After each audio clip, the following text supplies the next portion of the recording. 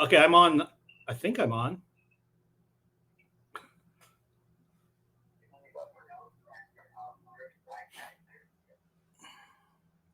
Okay, there you are, Holly. Okay, how do I share screen?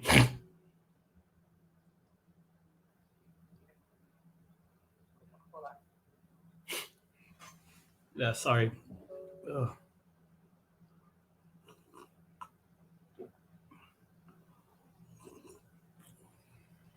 There should be a tab on your screen. It looks like a monitor. I see it. It has a line through it. Oh, no, it doesn't. There's a line over because Okay. if you click it, it'll open up. Yeah. Can you see my screen? Oh, wait. We want start, right? No, what is? There you are. How do you start it? Insert draw slideshow.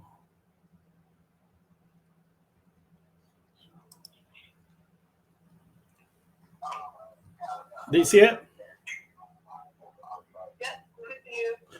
No, but do you see my share screen, my PowerPoint? Yes. Okay. We can see it. Everybody can see it. The single screen or the whole thing? You can see Oops. your screen that you're showing the PowerPoint on. Okay, the single screen, yeah, not the whole thing, right? Yeah. And if not, everybody else can hear and see you right now. Okay, I don't can hear anybody or so. Is there going to be an intro or I can just start? Like, can they hear me? They can start. Yeah, they can hear you. They can hear you and they can see you. Okay. Okay. Aloha nui kako. O Halealoha Ayau. Hikekia Reynolds le Aloha Ayau. Kumakua kane me kanawahine o maro. Moani ke ala ka eo. Kumakua hine. Mai lehua mulukai mai au. Aka noho wau I Pauka'a Hilo Hawaii, where it is storming cats and dogs right now. But that's not why I late. I late because I'm not technologically savvy. Anyway, hopefully you guys can see a screen that says CNHA Native Hawaiian Convention and the title of my presentation this morning, which is Repatriating Hawaiian Humanity. So a lot of work went into choosing those three words because I was trying to figure out how to capture where we're at. I didn't want to do a 101, start from the beginning, in 1988, Honokohua happened. I'm hopefully that the audience is ma'a to that history already, is ma'a to what's been happening for the last 30 years. And really with this presentation, which I'm excited to give and work with CNHA on, it's to like fly at a higher level. So this is a huaka'i, or a journey to return to who we are. And that phrase, return to who we are, was taught to me by my kumu Pualani Kanaka Ole Kanahele. And when she first said it, I think she meant return to who we were. And she says, no, who we are. Because we are our kūpuna. We're not returning to something that once was. We are the sum of all of our kūpuna. So all of their thoughts, all of their memories, all of their passions, all of their commitments, all of their responsibilities is all within us. So what I want to talk about today really is what lessons have we learned, at least those of us who have been doing this work, and what lessons have we learned and wanting to share it with the rest of our lahui, okay? Again, my kumu are Edward and Pualani Kanahele of Hilo. My other kumu, of course, is 32 years of experience. In some regards, there's no greater learning tool than actually doing it. Makahana kaike, makaike kamau popo. You're not going to ever understand something unless you actually engage in it, gain knowledge about it, and then from that knowledge over time comes understanding.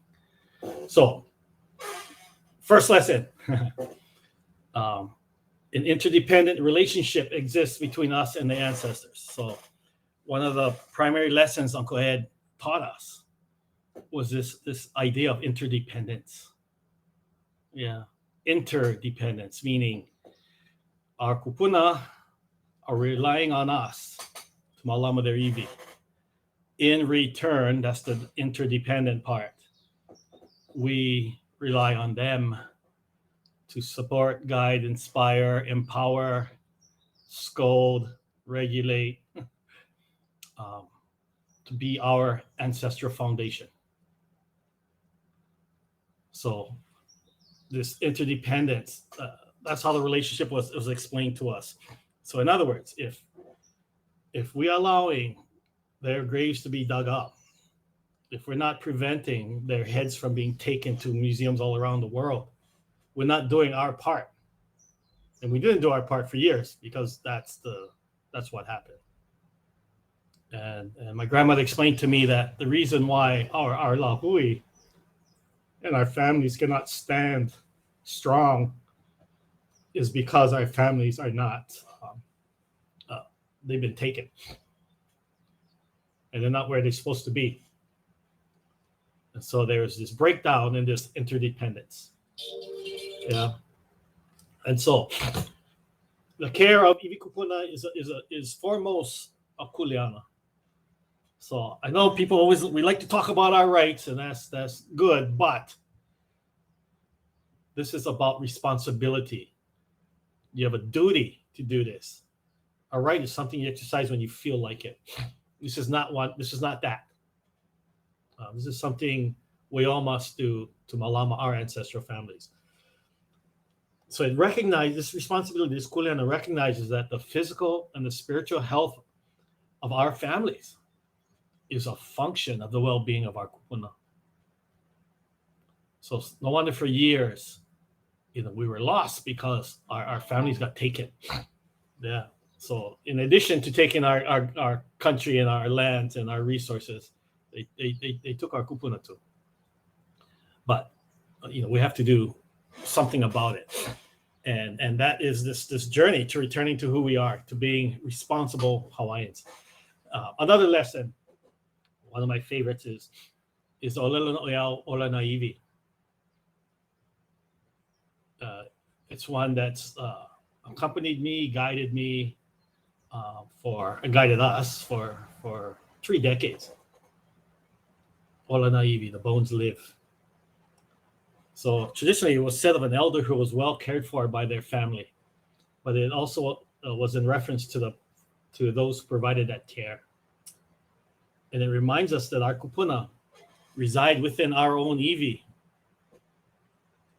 and that we are the sum of our ancestral family members. So this relationship, that's what gives rise to this duty, to this responsibility. Yeah. And it's really based in aloha. It's based in love. Kamakau says that at the level of the Inui, of the ruling chief, that the ability to maintain the tranquility of the kingdom was dependent on the degree to which the ali'i cared for the akua and the aumakua. And how was this evidenced? It was evidenced by the state of grave sites throughout the islands, meaning there was peace in the kingdom, the people were buried properly. But then when there were treacherous leaders, the bones were dug up. So disturbing Ibi Kupuna is not something new to us. It happened before, but it happened in the context of Pilau leadership. And we saw that happen in Hawaii for the last century. We need to improve our leadership. Next, there's an imperative to maintain the kuleana, to care for the iwi, by preventing exposure. And we know this by the Halealoha Ayau mai kaula'ina iwi kala. Don't expose the bones to the sun.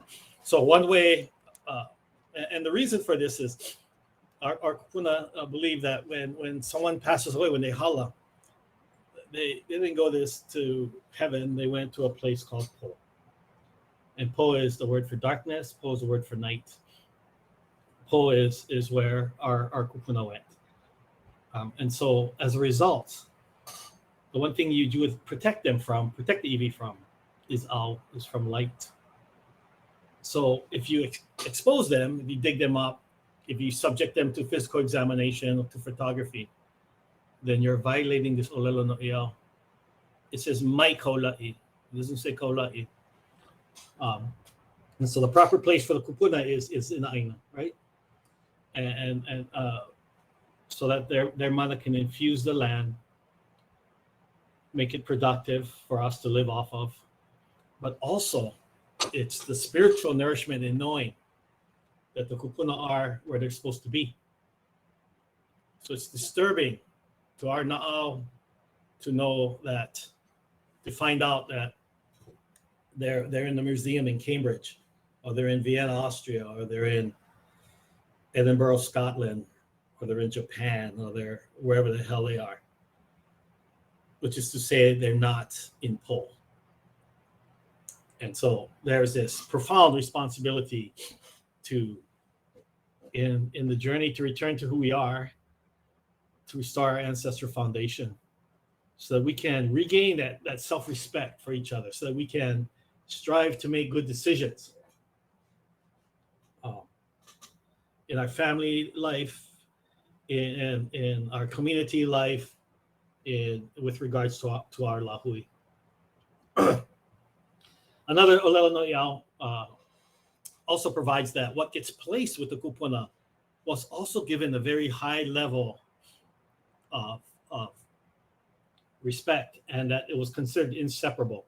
So moepū means to place with at death. So if you place something with a deceased family member, that bond was considered permanent. They never go back later and take them back. And so when they get separated, like happened in a Kauai case several years ago, the duty or the kuleana is to bring them back together and then return them to Po, return them to the darkness, which is what we did in the Kauai case, only to have a large number of Hawaiians say, no, what you guys did was wrong because you stole them from a museum, as if Hawaiian, Iwi, and moepū belong in a museum. And you should not have returned them back to where our kūpuna put them. So one lesson I hope we get out of this talk today is that let us not second guess the decisions our kūpuna made. In spite of what we've become, in terms of being colonized, being Christianized, being changed. Let us always respect the decisions our forefathers, our ancestors, our family members made when they put someone down. So that was my lawe vali na mea I ho'o moepū, and it means don't wantonly take things placed with the dead. And pretty straightforward. With hope that's common sense. Don't take from the dead. No.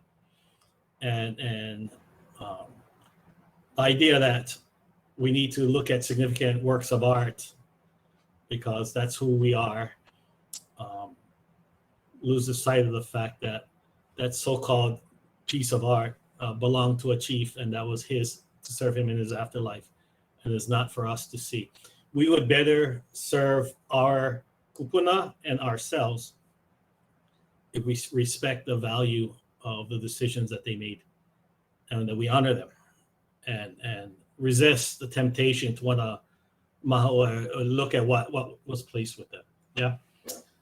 So these values help demonstrate the profound respect and aloha that was held for our ancestors, which formed the basis for this kuleana, to care for their bones.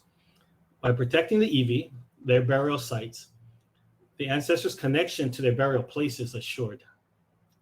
Maintaining kuleana to care for Iwi and moepū is a profound expression of what I call Hawaiian humanity. This is who we are. We're people who love our family. And that love doesn't end when you die. it actually elevates. And so it is profound that we protect them where they're buried, and we track them down wherever they were taken to, and advocate for their return and reburial. It's pretty straightforward if you think about it, but if it's not part of your consciousness or your daily awareness, there's unfortunately the problem of forgetting. The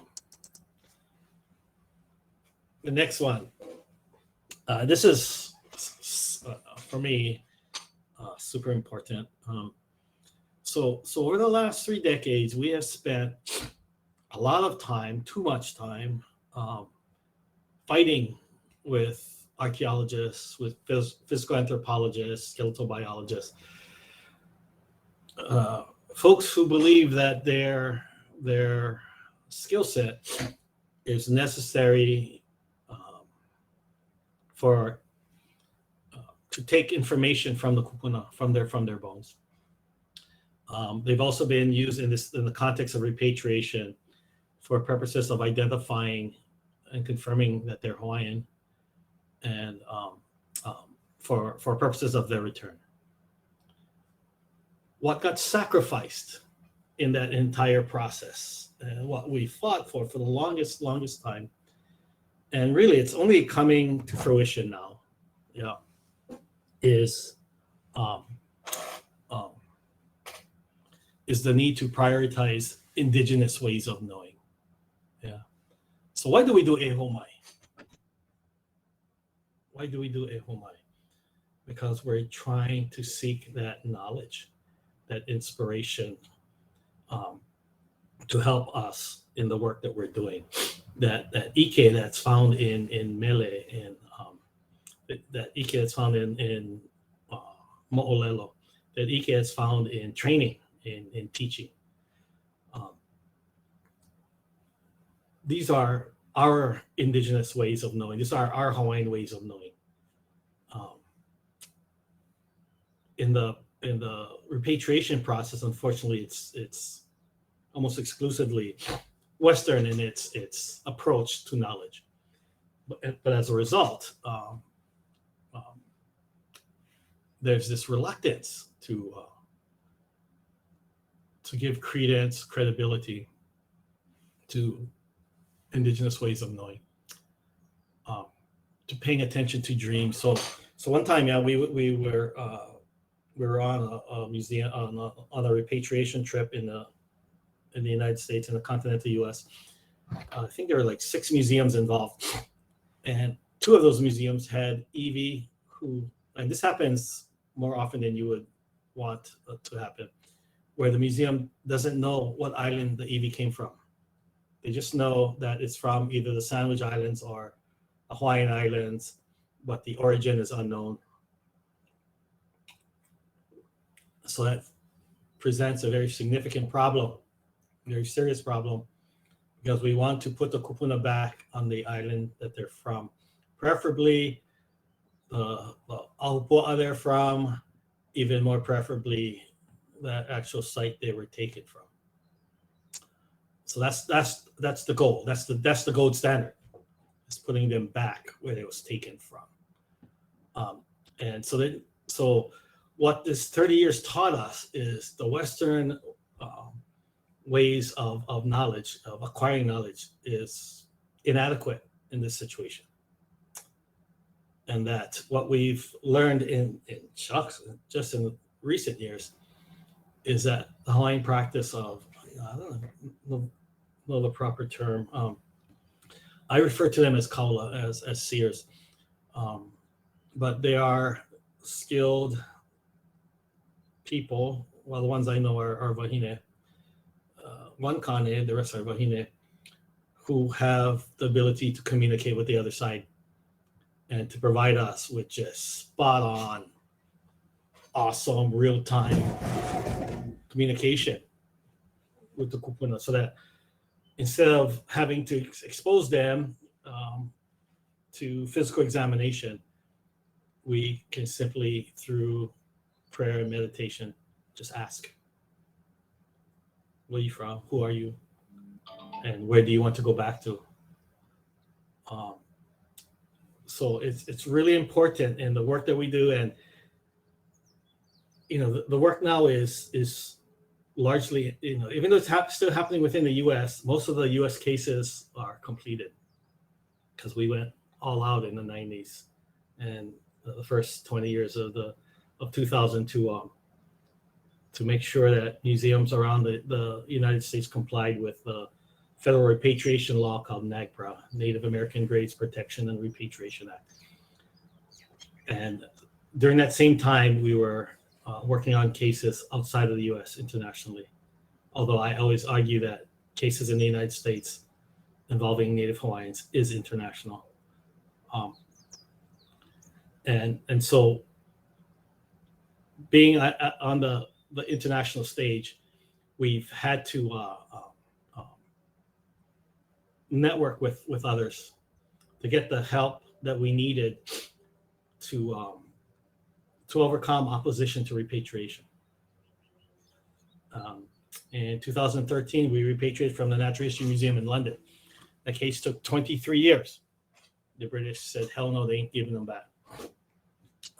Their directive even went as far as to say, over my dead body.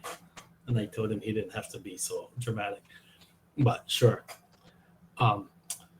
23 years. The Iwi from the museum in Dresden, Ethnology Museum in Dresden, Germany, took 26 years. 26 years. They told us that kūpuna were their property. They objectified them, turned them into objects. And when they did that, they objectified us and dehumanized us.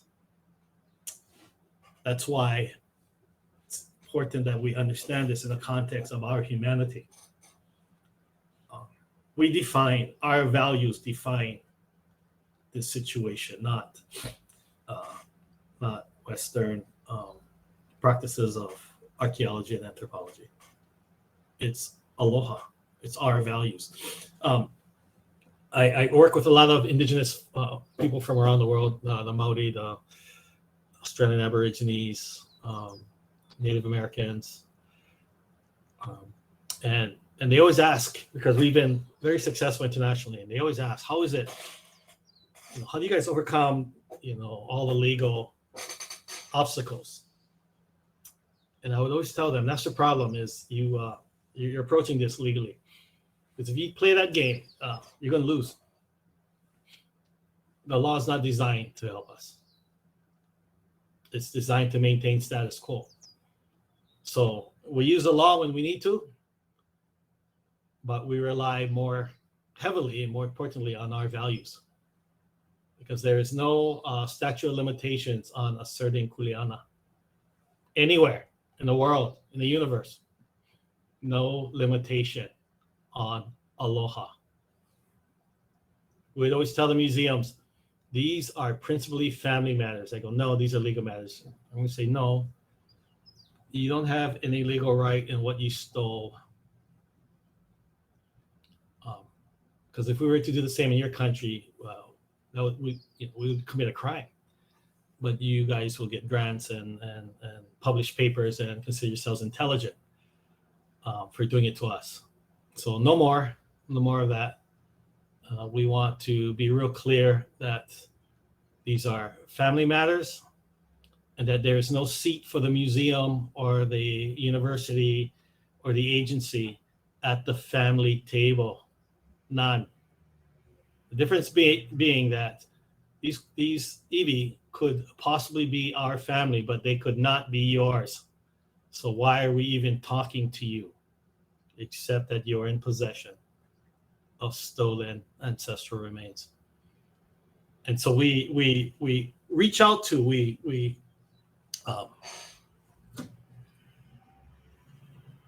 try to connect to their sense of humanity, their own. Because regardless of what nationality they are, what race they are, what their professional background is, I bet you they love their grandma and grandpa. I bet you they love if they have children, they love their keikis. If they have moepū, that they love them too. And they would never allow somebody to take their heads. So why would they deny us the kuleana of returning those ancestors who unfortunately had their heads taken? The legal concept in this regard, it's also a family concept, of course, but the legal concept is consent. Free, prior, and informed consent. Which means that if you have human remains from Hawaii, if you have Iwi Kupuna, you have the burden to prove that the family that this ancestor belongs to said, yes, please take grandma's head. We don't need it anymore. You have our consent. You have our permission. You have our authorization. They have the burden to prove that. Short of the ability to prove that, is what I call de facto theft. In I think it was 1860, our kingdom under Kamehameha III enacted a criminal law called for the protection of places of sepulture. Sepulture is a fancy English word for place of burial, place of interment. So the kingdom outlawed the taking of the contents of a grave, so grave robbing. And we've used that law to assert as a sword or as a spear against museums around the world who have acquired Iwi Kupuna, to show that those actions were actually criminal and in violation of Hawaiian Kingdom law. But more importantly, they're a violation of our Hawaiian, our ohana values, our aloha, our love for our families. That's the more egregious transgression. And that there's only one answer here, one path forward, and that is to return them. So a favorite practice that I like to engage in this work is konane, is Hawaiian strategizing. How to box a museum in, like on a rat. Just box them in and give them money one way out, and that way out is to give back to kūpuna. So by the time I'm done with them, they cannot wait to give them back, even though they started out by saying they would never give them back. But that has to do with reaching out to their own sense of humanity by sharing our Hawaiian humanity. Yeah. So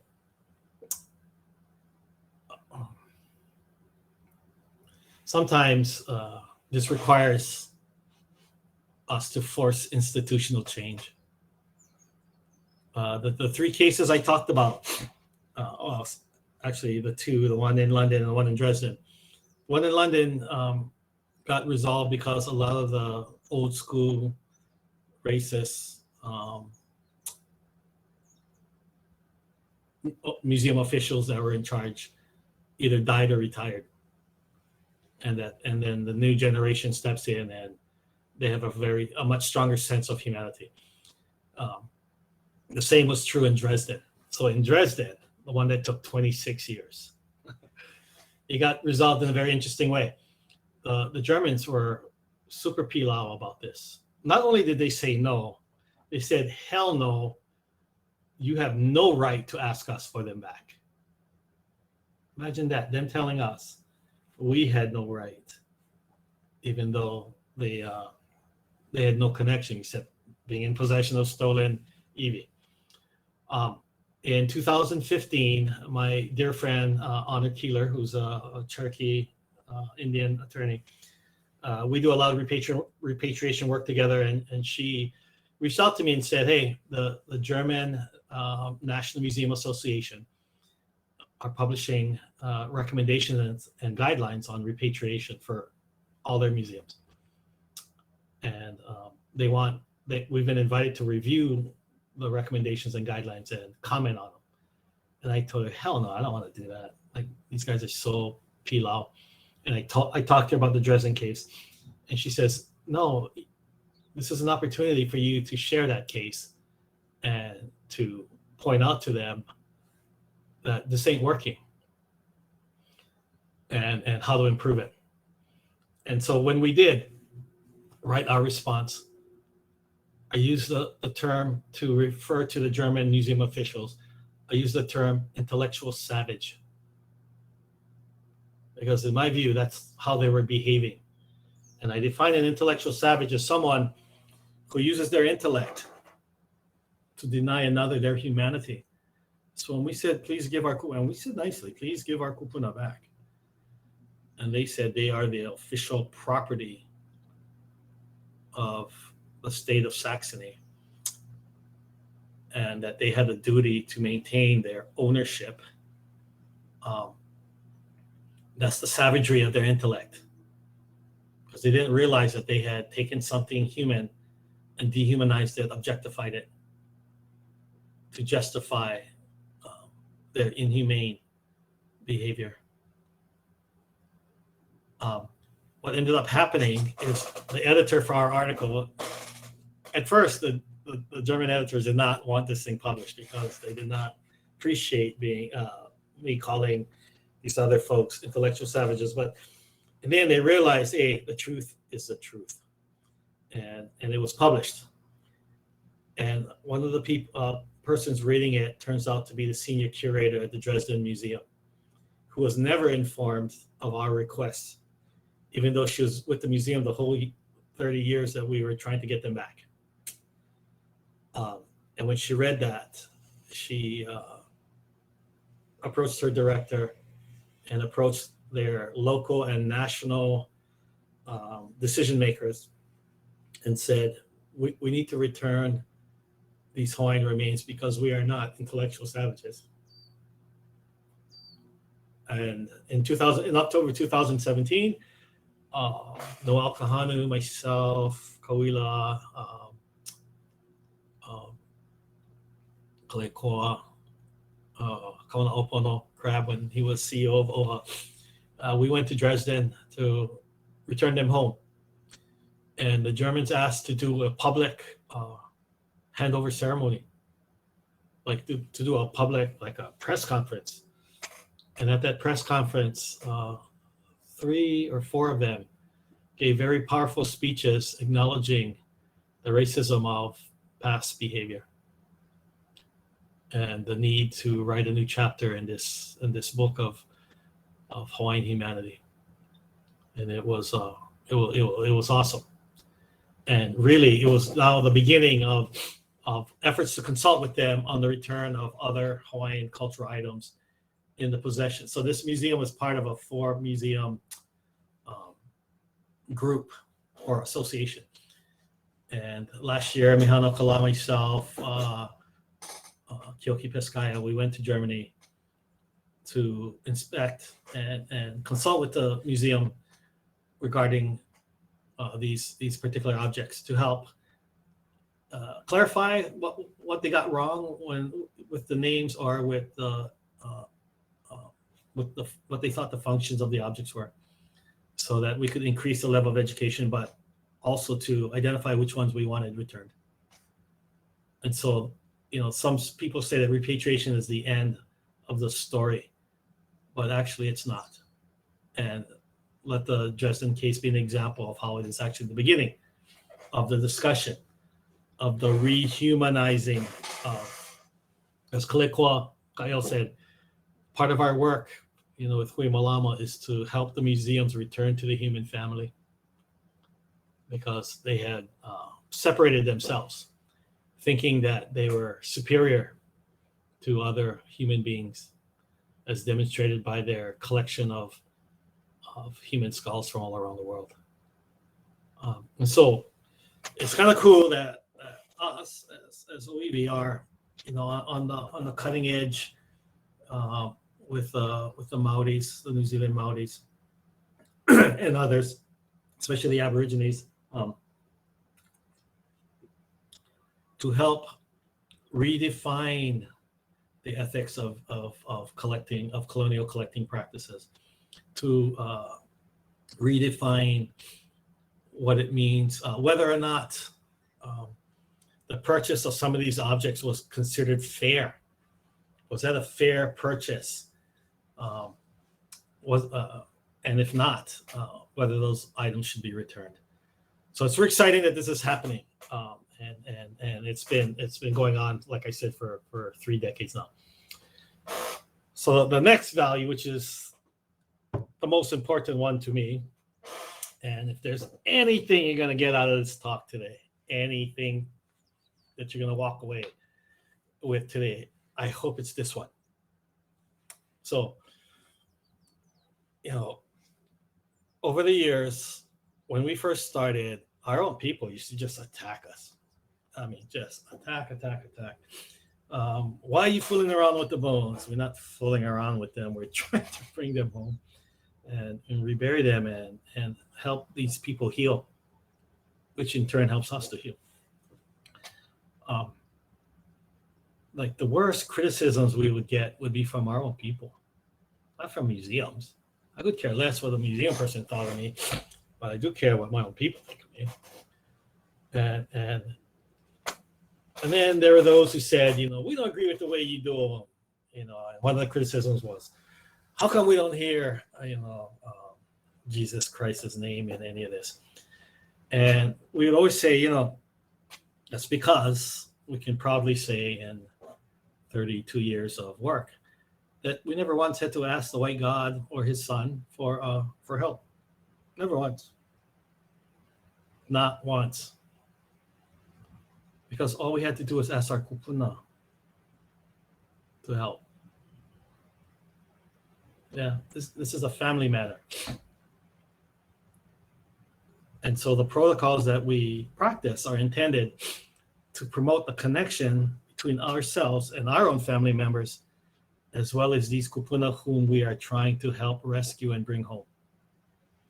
So the most important value or lesson learned to me is the lesson that families return to connections with their ancestors, their own ancestors, in whatever way their family taught them. So Koe the Netipua never said their way was the only way. They said their way is their way. And if you're going to be critical of us, then make sure you have a way. But if you're just being critical because you're scared or you're just confused, that's your problem. You need to get over it. But have a way. And that way is to reconnect to your own family members. Because the best teacher, the best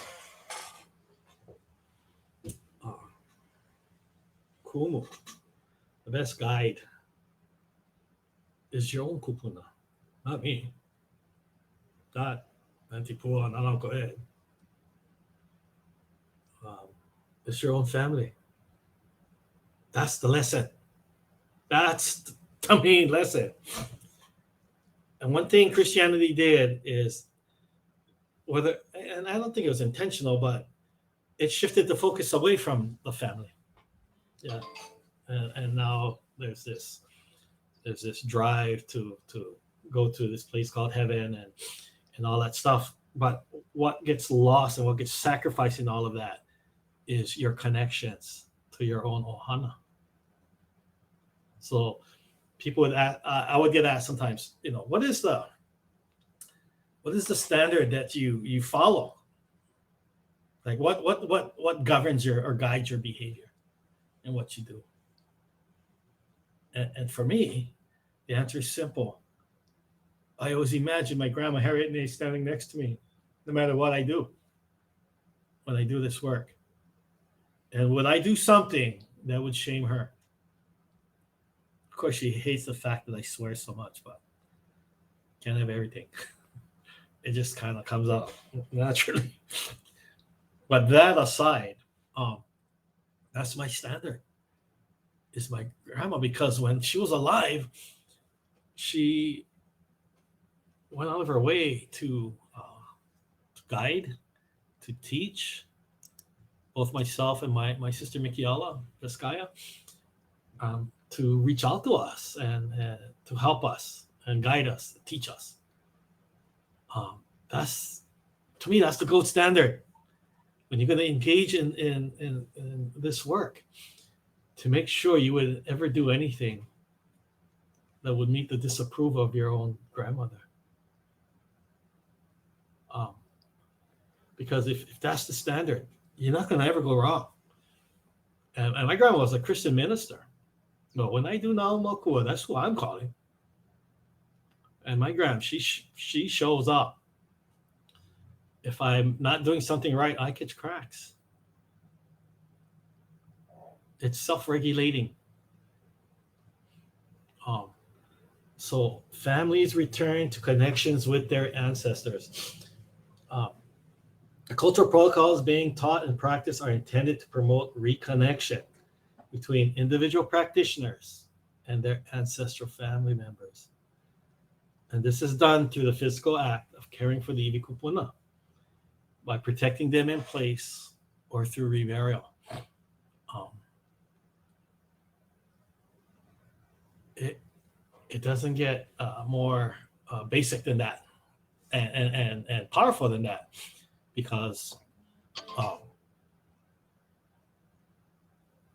that, to me, that's the bottom line. So I wanted to save some time for questions. Hopefully I can hear or at least read the chat. But I want to share this quote. It's from a hero of mine, named Dana Naone Hall. She's from Maui, or lives on Maui. And she was involved in, and to me, the burial case that changed things for, like the marquee event that woke us Hawaiians up to our humanity and our kuleana to lama Iwi Kupuna. And that event was what happened in Honokohua on the island of Maui, starting around 1987, 1988, where a private landowner, Colin Cameron, had gotten permits from the Maui Planning Commission to develop what is now the Ritz-Carlton Hotel. And they excavated a sand dune system that had two sections to it, because they were planning to build a parking structure. So just try to wrap your heads around that a little bit, that so-called progress in modern society valued a place to park your car over that of an ancestral cemetery. When they were done excavating, 1,100 people got dug up. 1,100. Back then, OHA wasn't really on top of it, and they entered into an agreement that called for the physical examination, the photographing, and publication of a report of all of the Iwi. As if digging them up wasn't enough, wasn't indignant enough. They then exposed them to light, took their picture. I mean, imagine, this is your grandma in her most naked form, and now she's found on page 240 in this report.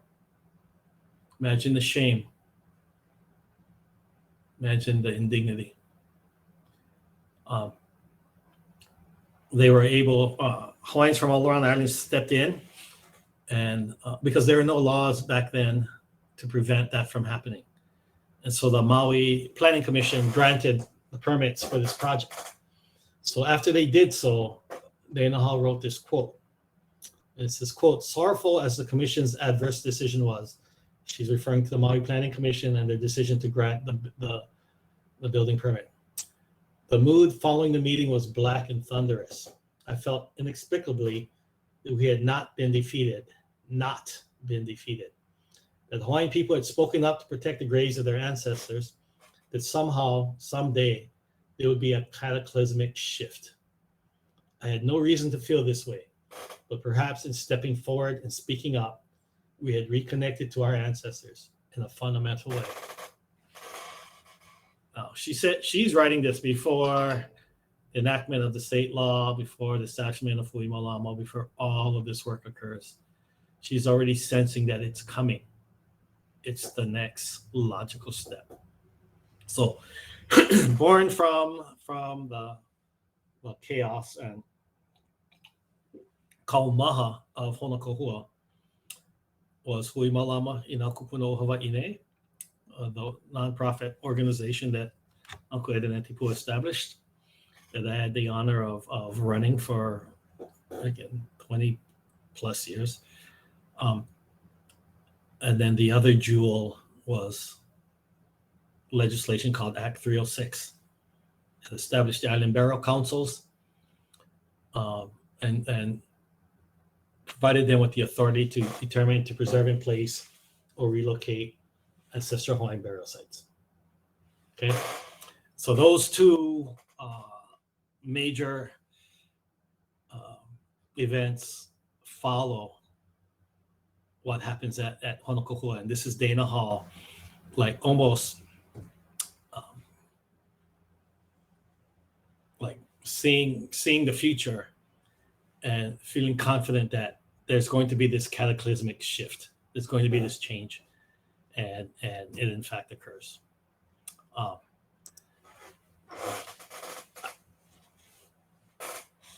I just like this quote from this British man named William E. Gladstone. He's often referred to as Lord Gladstone. He was actually Prime Minister of the United Kingdom for several years. And he has a lot of quotes, including the one below which says, "Justice delayed is justice denied." But he says this: "Show me the manner in which a nation or a community cares for its dead, and I will measure with mathematical exactness the tender sympathies of its people, their respect for the laws of the land, and their loyalty to high ideals." To me, that is summarizing the return of the repatriation of our humanity. So Hawaiian humanity is our gift and our responsibility to ourselves. If we behave irresponsibly, we're not promoting our Hawaiian humanity. But when we do, when we stand up at Mauna Kea, when we act like a mighty wave, when we defend what we have to defend, then we are expressing our Hawaiian humanity and reflecting well on our kūpuna, as well as setting an example for our keiki and our moepū. And in that regard, yeah, we are successfully journeying back to who we are. So with that, my clock says, wait, what is my clock say? I can't find it. Okay, 10 o'clock. I was hoping, I don't know if the technology can do it, but I want people to ask questions. I want us to engage if that's possible. Annie, is that possible? Yes, so we have 2 questions in the chat right now. I'll read you one of them. Hema Watson says, what are ways we can defend burial sites or rights/laws we can use to protect our already buried Ibi?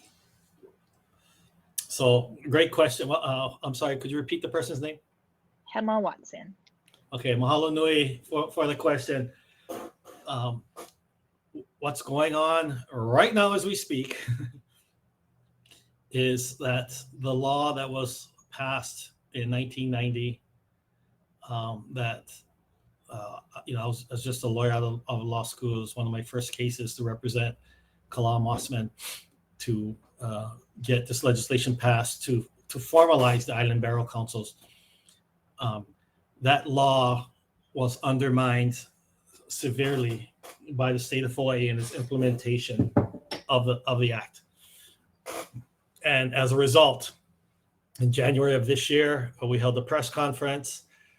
Myself, then chair of the Oahu Island Burial Council, Hina Le Moana Wong Kalu, and I held a press conference to bring to our Lahui's attention the egregious violations of and mismanagement of the Island Burials, the Island Burial Councils and the Burial Sites Program by the state of Hawaii. And we held a follow-up press conference in April because we approached the state legislature and asked for a resolution to investigate our allegations and to develop a report to the legislature with recommendations on how to improve the implementation, because the law was, suffice to say, the state was being abusive in its implementation of the law. That entity is called the Burial Sites Working Group. The chair is Professor Malia Kutagawa from the Richardson School of Law. I am the vice chair. We are made up of members of different Hawaiian organizations, the burial councils, the members of the State Historic Preservation Division, Attorney General's office. There's supposed to be large landowners in the interest of fairness, but I don't think any of them actually expressed interest. But what we're doing, what we have been doing over the last few months, is acquiring testimony from members of the public who've had cases dealing with Iwi Kupuna in which they felt that there was mistreatment or mismanagement. And we're compiling a report, a historic report. And we're not talking about just recently, we're talking about since 1990 to now. Managing the Burial Sites Program is the Office of Hawaiian Affairs through Mr. Kaiana Markel, who's leading the effort to provide administrative support and help develop this report.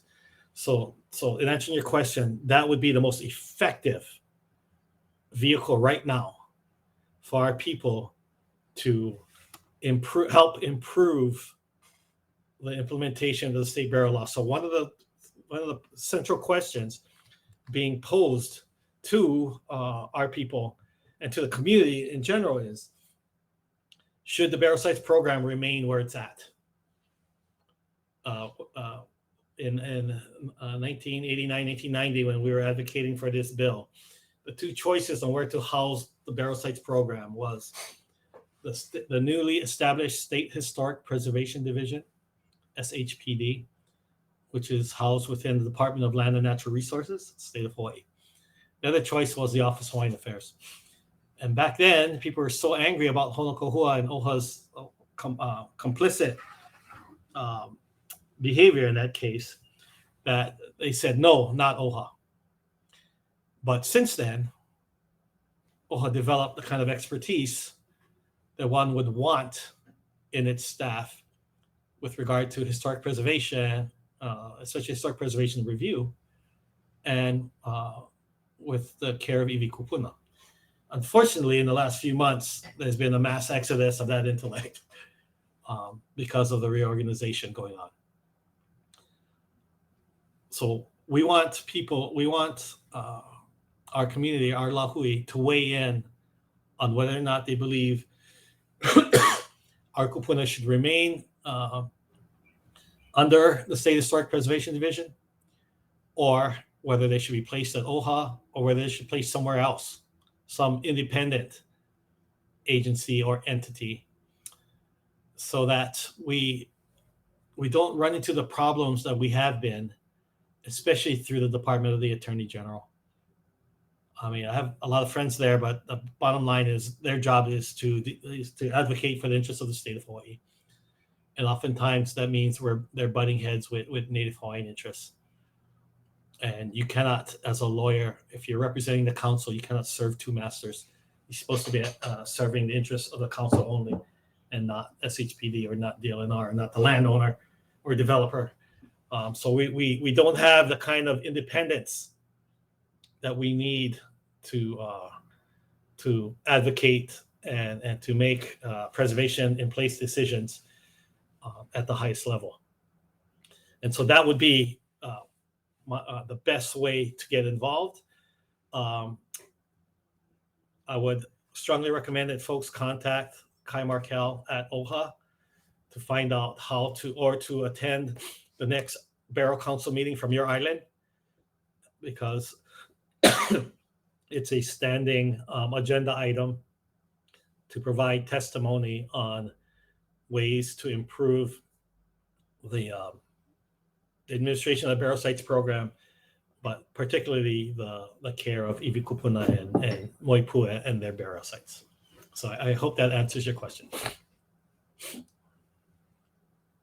Mahalo. Okay, next question we have from Gloria Palma.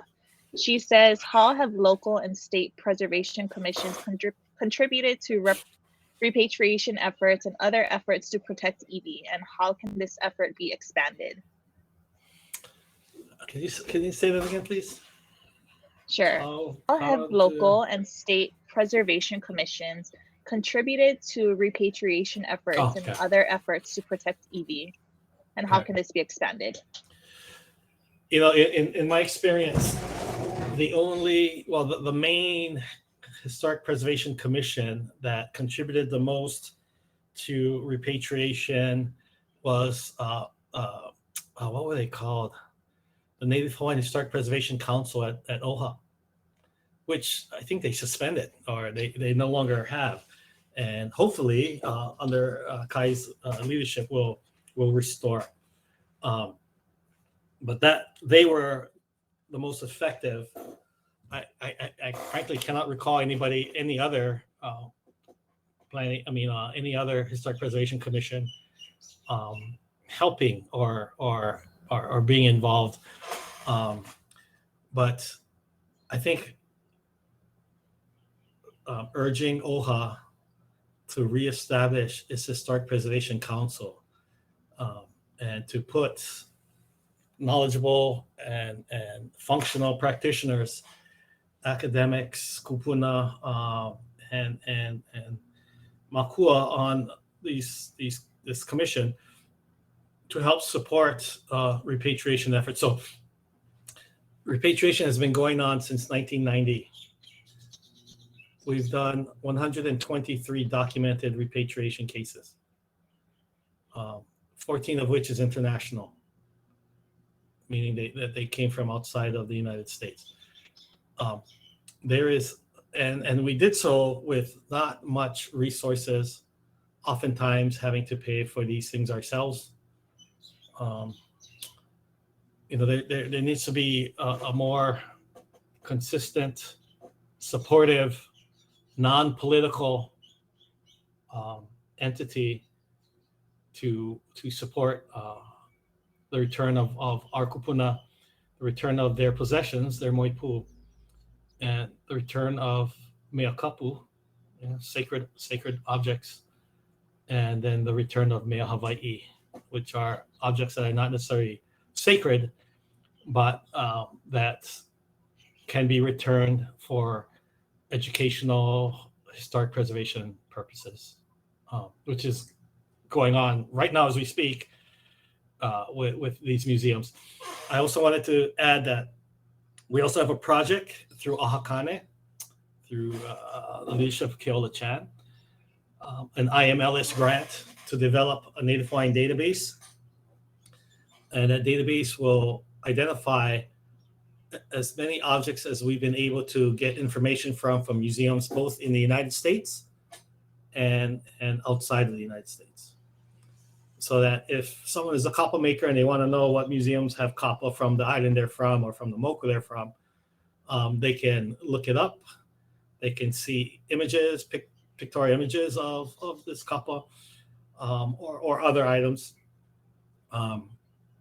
We also got a second grant through the Administration for Native Americans. This is Ahakane, to further develop that database, to expand it, to include all the Ibi that's been repatriated over the last 31, 32 years, and to provide limited access to recognized descendants so they know where they've been reinterred, what was involved in them coming back, what documents were researched, making this information available for those communities, Hawaiian communities that want to take responsibility for the burial sites in their area. So there's, even though there's not really that much help from historic preservation commissions, what we're hoping to see more is practitioners, the training of practitioners. So this same grant that Ahakane got from ANA is also providing training workshops in how to weave hina'i lauhala container that was used for reburial, how to pound kapa, again for the use in reburial, how to build a reburial platform out of stone, that would be kumubili fields, and also cultural protocols in how to conduct ceremonies when you're preparing the iwi for reburial. So there's a lot going on in terms of the ability to educate our people. So having said that, I have a lot of people come up to me and say, this is not for me. This work is not for me. That couldn't be more true, because I don't believe that this work is for everyone. I don't think in Wakahiko everyone did this kind of work, but I really believe that within families there were people designated for this kuleana.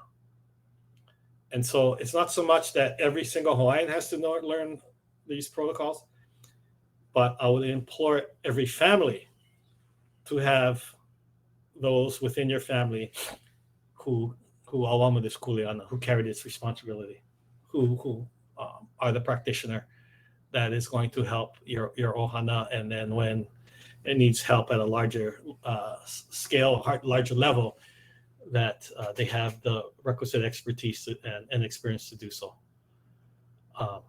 It's not for everyone, but every family should have somebody who knows how to malama. And although planning commissions, historic preservation commissions might not be the only answer, hands-on experience and learning, I think is an effective vow or vessel, if you will, for this huakai, for this journey. So please, the project is called Project Iwi Ku. Again, it's under Ahakane, under Keola Chan. I am the project director, and we intend to provide as much opportunity for learning for our people to increase our ability to restore the ancestral foundation, so that we can get on with the business of restoring our lahui, knowing that our foundation is pa'a again, our family is whole again, and that we can stop making stupid decisions that lead to domestic violence and other really bad behavior, and get away from just trying to survive and return to thriving again, and return to our rightful place, in the world, in terms of our leadership. So yeah, that's the, I think, best answer I could give for that question. Are there any more? Yes, we have 2 questions left, and we have about 8 minutes. So Hey Tiare asks, Pehea ka hana pū ana me ka po'e kūkū kapa no ka mālama ana i na Iwi Kupuna. So how can kapa practitioners be involved in the Iwi Kupuna preservation efforts? By keep doing what you're doing, and mahalo nui for reaching out. Out of all the practices, that's probably the hardest one in terms of just the sheer volume of kapa that we need. And reaching out to us so that we know who you are. A very major reburial is coming up. Actually, 2. One is like the most major, and that's moepū. The single major that I'm referring to is Kaiaha'o. I'm not sure if people are aware that Kaiaha'o had done a fourth iteration of digging up people from its church grounds. The last round involved 700 to 900 kūpuna, including our family. And we are in the process now of reburying them. And that requires the reburial materials.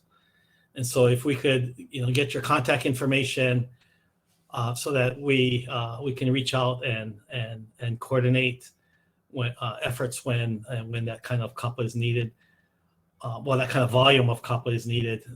Moepū is going to be the main one because for those who don't know, so Honokoho happens in 1988, 89. But that wasn't the first major. When I say major, I mean like over 1,000. That wasn't the first major disturbance. The first one occurred on Oahu at a place called Moepū. Moepū, Halealoha, and Ulupa'u. This is where the Marine Corps base is located now. And just so we're real clear, because the Marines catch plenty cracks for this, but they're not the ones who dug up the Iwi. At least not initially. The majority of the Iwi Kupuna that is considered the Moepū collection was dug up by the Bernice Pauahi Bishop Museum and the University of Hawaii Manoa Department of Anthropology. They intentionally dug up an estimated 3,000 individuals. They're now back on base, and the families who have been involved in that case are hopefully making advancements towards their reburial. But the one thing that they're going to need is reburial materials. They're going to need hina'i, and they're especially going to need kapa. So please keep pounding kapa so that our kūpuna.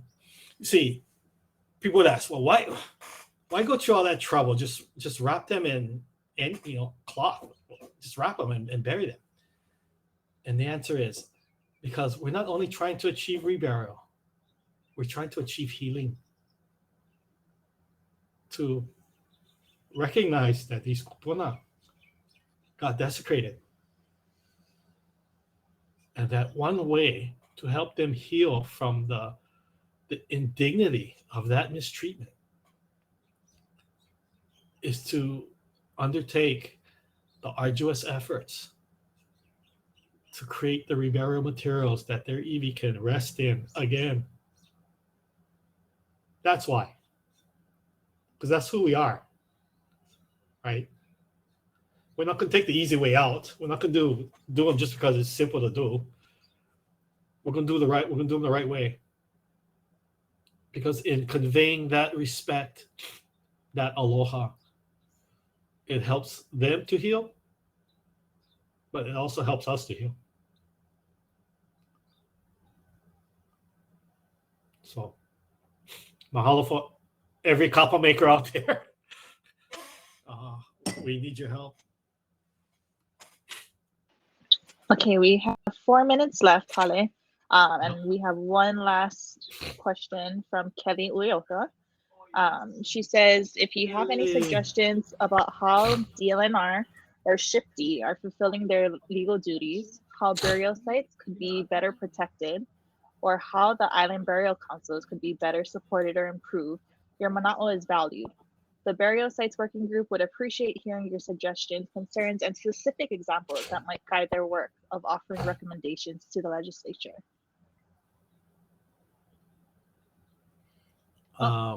That's more of a statement, yeah? Yeah. But really no, because I completely agree with everything Kelly just said. Because she pretty much summed up where we're at right now. So awesome, mahalo Kelly. So that's just to reiterate, please get involved with the Burial Sites Working Group. Please, especially if your families were directly impacted.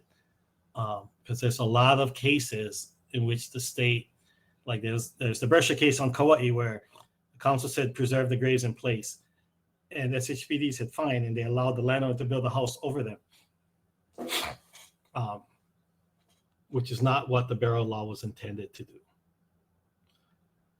So there's a real need to very constructively look at the last 30 years of implementation of the burial law and comment on whether or not it is what it is, in our view, proper care and treatment of our kūpuna.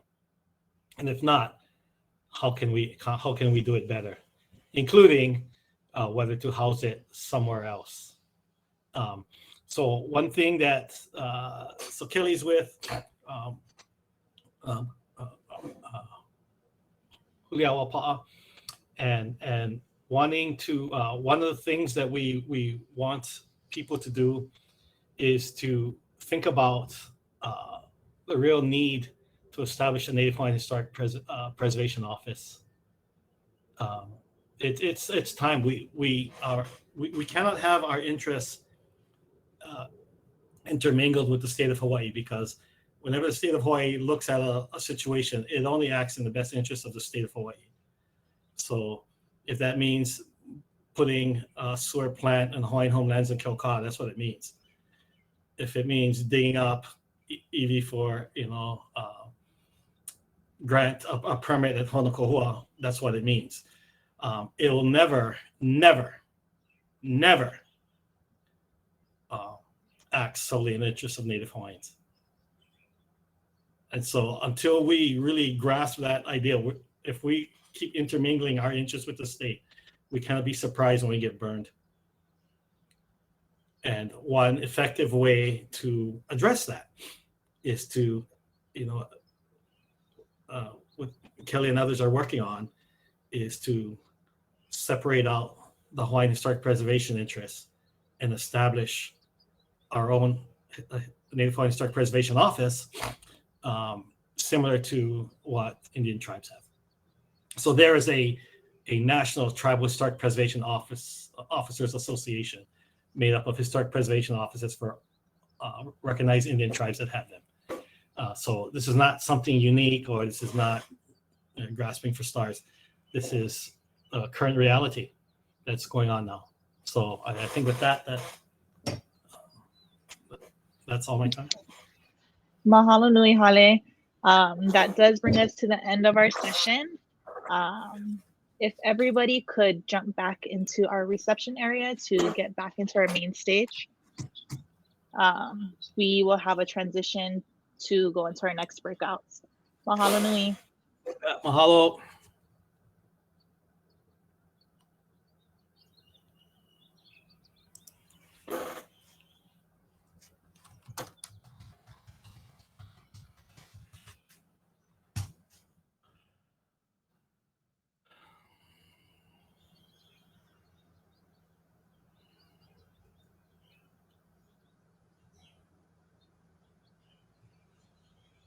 Okay, Hale, you gotta click leave on your end.